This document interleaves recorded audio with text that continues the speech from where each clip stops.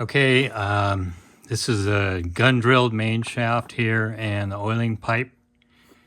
And this area right here is very close to the cross member on the Syncro frame, and so it has to be cut and clearanced.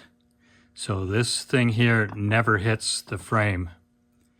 Like if you were to if your engine hit a rock, if your backing engine hit a rock, it would drive this forward and it could crush those copper washers and possibly leak there. So you have to cut a clearance out of the frame somehow. So this is what I'm doing. Here you can see it comes out in that bearing right there, but to get to the main shaft. So here's what I've done. I hit this with a hammer a few times. It doesn't move. It's very strong.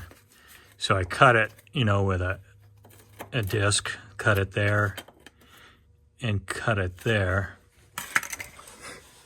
And you can see this demolition hammer I have here.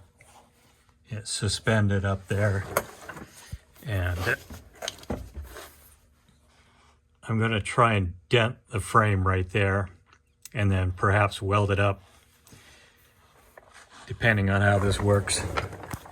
So I know you guys want to be here with me in my shop, but it's the best we can do. So it's something like this.